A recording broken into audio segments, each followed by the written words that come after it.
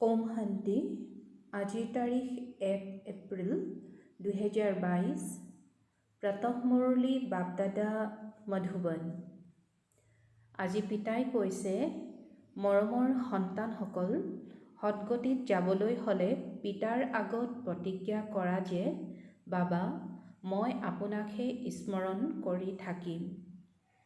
পিতাই কৈছে, সৎগতিত যাবলৈ হ'লে পিতাৰ আগত প্ৰতিজ্ঞা কৰা যে, বাবা, মই আপোনাকহে স্মৰণ কৰি থাকিম। আৰু আজিৰ প্ৰশ্ন, কোনটো পুৰুষাৰ্থৰ আধাৰত সত্যযোগী জন্মসিদ্ধ অধিকাৰ প্ৰাপ্ত হয়? পিতাই উত্তৰত কৈছে, এতিয়া পুৰা ভিকহু হোৱাৰ পুৰুষাৰ্থ কৰা। পুৰণি সৃষ্টিৰ পৰা মমত্ব আঁতৰাই পুৰা ভিকহু হ'লে তেতিয়াহে সত্যযোগী জন্মসিদ্ধ অধিকাৰ প্ৰাপ্ত হ'ব। বাবাই কয়, মৰমৰ সন্তানসকল, এতিয়া নিমিত্ত হোৱা। পুৰণা লাম লাকুটা যি কিছু আছে সকলো স্থানান্তৰ কৰা। পিতা আৰু উত্তৰাধিকাৰক স্মৰণ কৰা। তেতিয়া তোমালোক স্বৰ্গলৈ আহি যাবা। বিনাশ সমাগত, সেইবাবে এতিয়া পুৰণা টালি টোপোলা সামৰি লোৱা। আৰু আজিৰ গীত, ভোলেনাথ যে নিৰালা, ভোলানাথতকৈও অনন্য।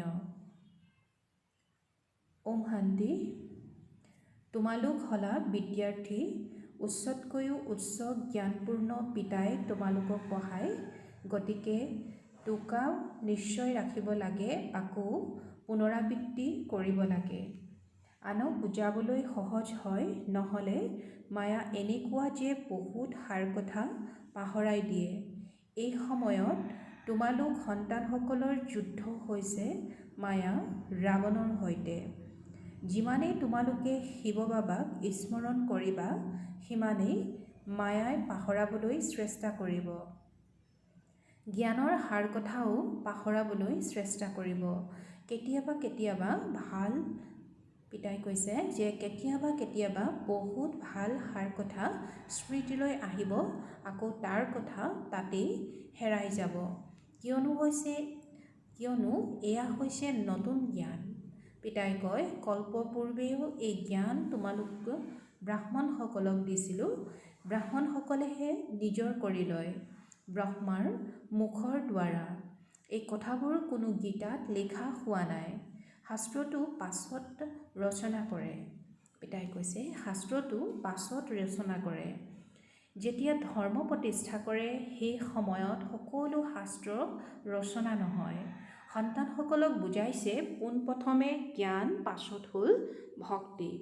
প্ৰথমে সতোপ্ৰধান, আকৌ সতো ৰজু তমোত আহে।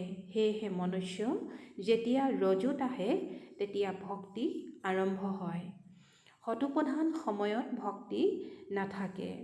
ভক্তি মাৰ্গো নাটকত নিৰ্ধাৰিত হৈ আছে। এই শাস্ত্ৰ আদি ভক্তি মাৰ্গত কামত আহে। তোমালোকে এয়া যি জ্ঞান আৰু যোগ আদিৰ কিতাপ লিখা, এয়া পুনৰাই পঢ়ি সজীৱ হ'বৰ বাবে। বাকী শিক্ষকৰ বাহিৰেতো কোনেও বুজিব নোৱাৰে। গীতাৰ শিক্ষকে হৈছে শ্ৰীমদ ভগৱান। তেওঁ হৈছে বিশ্বৰ ৰচয়িতা, স্বৰ্গৰ ৰচনা কৰে। যিহেতু তেওঁ সকলোৰে পিতা, তেন্তে নিশ্চয় পিতাৰ পৰা স্বৰ্গৰ বাদশ্বাহী উত্তৰাধিকাৰ পাব লাগে। সত্যযুগত হৈছে দেৱী দেৱতাসকলৰ ৰাজ্য। এতিয়া তোমালোক হলা সংগমযোগী ব্ৰাহ্মণ। বিষ্ণুৰ চিত্ৰত 4টা বৰ্ণ দেখুৱাই নহয়, দেৱতা, ক্ষত্ৰিয়, বৈশ্য, ক্ষুদ্ৰ, পঞ্চম বৰ্ণ হ'ল ব্ৰাহ্মণৰ। কিন্তু তেওঁলোকে এইটো একেবাৰে গম নাপায়। উচ্চতকৈও উচ্চ হ'ল ব্ৰাহ্মণ বৰ্ণ। উচ্চতকৈও উচ্চ পৰমপিতা পৰমাত্মাকো পাহৰি গৈছে। সেই শিৱ হৈছে ব্ৰহ্মা, বিষ্ণু, শংকৰৰ ৰচয়িতা। ত্ৰিমূৰ্তি ব্ৰহ্মা বুলি কৈ দিয়ে, কিন্তু ইয়াৰতো অৰ্থই নোলায়। যদি ব্ৰহ্মা, বিষ্ণু, শংকৰ তেনেও ভাই হয়, তেন্তে তেওঁলোকৰ পিতাও লাগিব। গতিকে ব্ৰাহ্মণ, দেৱী দেৱতা আৰু ক্ষত্ৰিয় তিনিওটা ধৰ্মৰ ৰচয়িতা হ'ল সেই নিৰাকাৰ পিতা, যাক গীতাৰ ভগৱান বুলি কোৱা হয়। দেৱতাসকলকো ভগৱান বুলি ক'ব নোৱাৰি তেন্তে মনুষ্যক কেনেকৈ ক'ব পাৰে? উচ্চতকৈও উচ্চ হ'ল শিৱ বাবা, তাৰ পাছত সূক্ষ্মবতনবাসী ব্ৰহ্মা, বিষ্ণু, শংকৰ। তাৰ পাছত এই বতনত পোনপ্ৰথম হৈছে শ্ৰীকৃষ্ণ। পোনপ্ৰথমে শিৱ জয়ন্তীৰ গায়ন কৰা হয়। ত্ৰিমূৰ্তিৰ জয়ন্তী ক'তো নেদেখুৱায়, কিয়নো তিনিওকে কোনে জন্ম দিয়ে এয়া কোনেও গম নাপায়। এয়া পিতাইহে আহি কয়। উচ্চতকৈও উচ্চ তেওঁ হ'ল বিশ্বৰ মালিক, নতুন সৃষ্টিৰ ৰচয়িতা। স্বৰ্গত এই লক্ষ্মী নাৰায়ণে ৰাজত্ব কৰে। সূক্ষ্মবতনতো ৰাজধানীৰ প্ৰশ্নই নাহে। ইয়াত যিসকল পূজ্য হয় তেওঁলোকেই পূজাৰী হ'ব লাগে। দেৱতা ক্ষত্ৰিয়, এতিয়া আকৌ ব্ৰাহ্মণ হৈছে। এই বৰ্ণ ভাৰতৰে, অন্য কোনো এই বৰ্ণত আহিব নোৱাৰে। এই 5টা বৰ্ণত কেৱল তোমালোকে পৰিক্ৰমা লগোৱা। 84 জন্মও তোমালোকে পূৰা ল'বলগীয়া হয়। তোমালোকে জানা, যথাযথ আমি ভাৰতবাসী যি দেৱী দেৱতা ধৰ্মৰ হওঁ সেইসকলেই 84 জন্ম ল'ব।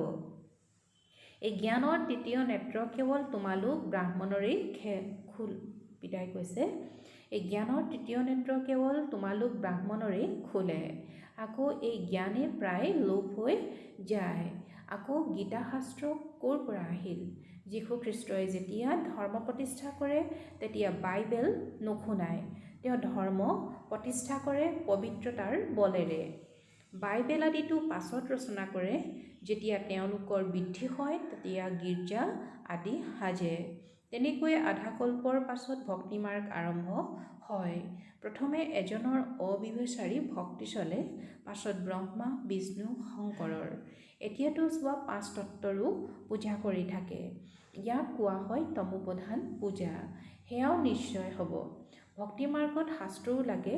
দেৱী দেৱতা ধৰ্মৰ শাস্ত্ৰ হৈছে গীতা। ব্ৰাহ্মণ ধৰ্মৰ কোনো শাস্ত্ৰ নাই। এতিয়া মহাভাৰতৰ যুদ্ধৰো বৃত্তান্ত গীতাত আছে। এনেকৈ গায়ন কৰা হৈছে যে ৰুদ্ৰ জ্ঞানযজ্ঞৰ পৰা বিনাশৰ জুই ওলাল। নিশ্চয় যেতিয়া বিনাশ হ'ব তেতিয়াহে সত্যযুগীৰ ৰাজধানী স্থাপন হ'ব। সেয়েহে পিতাই কৈছে সেয়েহে ভগৱানে এই জ্ঞান ৰচনা কৰিছে। ইয়াক ৰুদ্ৰ জ্ঞান যজ্ঞ বুলি কোৱা হয়। কোনো শিৱ বাবাইহে দিয়ে। পিতাই কৈছে জ্ঞানো কোনে দিয়ে? শিৱ বাবাইহে দিয়ে। ভাৰতৰ শাস্ত্ৰ বাস্তৱত এখন। যেনেকৈ যীশুখ্ৰীষ্টৰ বাইবেল তেওঁৰ জীৱন কাহিনীক জ্ঞান বুলি কোৱা নহয়। আমাৰ মতলব হৈছে জ্ঞানৰ লগত পিতাই কৈছে যে জ্ঞান দিওঁতাও এজন, তেওঁই বিশ্বৰ মালিক। বৰঞ্চ তেওঁ ব্ৰহ্মাণ্ডৰ মালিক বুলি কোৱা হ'ব। সৃষ্টিৰ মালিক তেওঁ নহয়। তোমালোক সন্তানসকল সৃষ্টিৰ মালিক হোৱা। বাবাই কয় এই ব্ৰহ্মাণ্ডৰ মালিক নিশ্চয় হওঁ। তোমালোক সন্তানসকলৰ সৈতে ব্ৰহ্মাণ্ডত থাকোঁ। যেনেকৈ বাবা তাত থাকে আমিও তালৈ যাম। গতিকে আমিও মালিক হ'লোঁ। পিতাই কয় তোমালোক সকলো আত্মা মোৰ সৈতে ব্ৰহ্মাণ্ডত থাকা। গতিকে ময়ো আৰু তোমালোকো ব্ৰহ্মাণ্ডৰ মালিক। কিন্তু তোমালোকৰ পদ মোতকৈ উচ্চ। তোমালোক মহাৰজা মহাৰাণী হোৱা। তোমালোকেই আকৌ পূজ্যৰ পৰা পূজাৰী হোৱা। তোমালোক পতিতসকলক মই আহি পাৱন কৰি তোলোঁ। মইতো জন্ম মৃত্যু ৰহিত। আকৌ সাধাৰণ শৰীৰৰ আধাৰ লৈ সৃষ্টিৰ আদি মধ্য অন্তৰ ৰহস্য তোমালোকক শুনাওঁ। তোমালোক সন্তানসকলৰ বাহিৰে এনেকুৱা কোনো বিদ্বান পণ্ডিত নাই যিয়ে ব্ৰহ্মাণ্ড, সূক্ষ্মবতন আৰু সৃষ্টিৰ চক্ৰৰ ৰহস্য জানে। তোমালোকে জানা জ্ঞানৰ সাগৰ, পবিত্ৰতাৰ সাগৰটো পৰমপিতাহে কৈছে যে পিতাই পবিত্ৰতাৰ জ্ঞানৰ সাগৰটো পৰমপিতা পৰমাত্মাহে হয়। তেওঁৰ মহিমা তেতিয়াহে গায়ন কৰা হয় যেতিয়া আমাক জ্ঞান দিয়ে। যদি জ্ঞান নিদিয়ে তেন্তে মহিমা কেনেকৈ গায়ন কৰা হ'ব? তেওঁ এবাৰে আহি সন্তানসকলক উত্তৰাধিকাৰ দিয়ে 21 জন্মৰ কাৰণে। 21 জন্মৰ সীমা আছে। এনেকুৱা নহয় যে সদাকালৰ বাবে দিয়ে। 21 পিঢ়ি অৰ্থাৎ বৃদ্ধা কাললৈকে পিঢ়ি ব্যৱস্থাক পিতাই কৈছে পিঢ়ি বৃদ্ধাৱস্থাক কোৱা হয়। 21 পেৰি তোমালোকে ৰাজ্যভাগ্য পোৱা, এনেকুৱা নহয় যে এজনৰ পাছে পাছে 21 কুলৰ উদ্ধাৰ হৈ যাব। এয়াতো বুজোৱা হৈছে এই ৰাজযোগৰ দ্বাৰা তোমালোক ৰজাৰো ৰজা হৈ যোৱা, যেতিয়া আকৌ তাত জ্ঞানৰ দৰকাৰ নাথাকে। পিতাই কৈছে যে ৰাজযোগৰ দ্বাৰা তোমালোক ৰজাৰো ৰজা হৈ যোৱা, তেতিয়া আকৌ তাত জ্ঞানৰ দৰকাৰ নাথাকে। তাত তোমালোক সৎগতিত থাকা, জ্ঞানটো তেওঁলোকক লাগে যিসকল দুৰ্গতিত থাকিব। এতিয়া তোমালোক সৎগতিত যোৱা। দুৰ্গতিত আনিলে মায়া ৰাৱণে এতিয়া সৎগতিত যাবলৈ হ'লে, পিতাই কৈছে এতিয়া সৎগতিত যাবলৈ হ'লে পিতা আহিবলগীয়া হয়, প্ৰতিজ্ঞা কৰিবলগীয়া হয়, বাবা মই আপোনাক সদায় স্মৰণ কৰিম। পিতাই কৈছে যে বাবা মই আপোনাক এতিয়া সৎগতিত যাবলৈ হ'লে পিতাৰ হ'বলগীয়া হয়, প্ৰতিজ্ঞা কৰিবলগীয়া হয়, বাবা মই আপোনাক সদায় স্মৰণ কৰি থাকিম। দেহৰ অভিমানেৰে মই দেহী অৰ্থাৎ আত্মা হৈ থাকিম। গৃহস্থ ব্যৱহাৰত থাকি মই পবিত্ৰ থাকিম। মনুষ্যই কয় এয়া কেনেকৈ হ'ব? হেৰ' পিতাই কয় এই অন্তিম জন্ম পবিত্ৰ হৈ মোৰ সৈতে যোগসূত্ৰ গঢ়া, তেতিয়া নিশ্চয় তোমালোকৰ বিকৰ্ম বিনাশ হ'ব আৰু চক্ৰক স্মৰণ কৰিলে তোমালোক চক্ৰৱৰ্তী ৰজা হৈ যাবা। পিতাৰ পৰা নিশ্চয় স্বৰ্গৰ উত্তৰাধিকাৰ পাবা। দৈবী বিশ্ব ৰাজ্য তোমালোকৰ, পিতাই কৈছে তোমালোকৰ জন্মসিদ্ধ অধিকাৰ, সেয়া পাই আছা। তাৰ পাছত যিয়ে যিমান প্ৰতিজ্ঞা কৰে আৰু পিতাৰ সহায়কাৰী হয়, এয়াতো তোমালোকে জানা যে বিনাশ সমাগত। প্ৰাকৃতিক দুৰ্যোগো এতিয়া আহিব, সেইকাৰণে বাবাই কয় নিজৰ পুৰণা টালি টোপোলা আদি সকলো স্থানান্তৰ কৰি দিয়া। তোমালোক নিমিত্ত হৈ যোৱা। বাবা লেনদেন কৰা বেপাৰীও পুৰণা বস্তু লৈ নতুন দিয়ে। মনুষ্য মৰিলে তেতিয়া সকলো পুৰণা বস্তু শ্ৰাদ্ধ কৰা পুৰোহিতক দি দিয়ে নহয়। তোমালোকৰো এই লাম লাকুটা সকলো এতিয়া সমাধিস্থ হ'ব, সেইবাবে পুৰণা বস্তুৰ পৰা মমত্ব আঁতৰাই দিয়া। একেবাৰে ভিকহু হোৱা। ভিকহুৰ পৰা ৰাজকুমাৰ, পিতা আৰু উত্তৰাধিকাৰক স্মৰণ কৰা, তেতিয়া তোমালোক স্বৰ্গৰ মালিক হৈ যাবা, যিটো জন্মসিদ্ধ অধিকাৰ হয়। পিতাই কয় যিয়ে আহে তেওঁক সোধা বিশ্বৰ ৰচয়িতা কোন? ঈশ্বৰ পিতা নহয় জানো? স্বৰ্গ হয় নতুন ৰচনা। পিতাই স্বৰ্গ ৰচনা কৰে তেনেহ'লে আকৌ নৰকত কিয়? স্বৰ্গৰ মালিক কিয় নহয়? আপোনাক নৰকৰ বাদশ্বাহ কৰিলে মায়া ৰাৱণে। পিতাটো স্বৰ্গৰ বাদশ্বাহ কৰি তোলোতা হয়।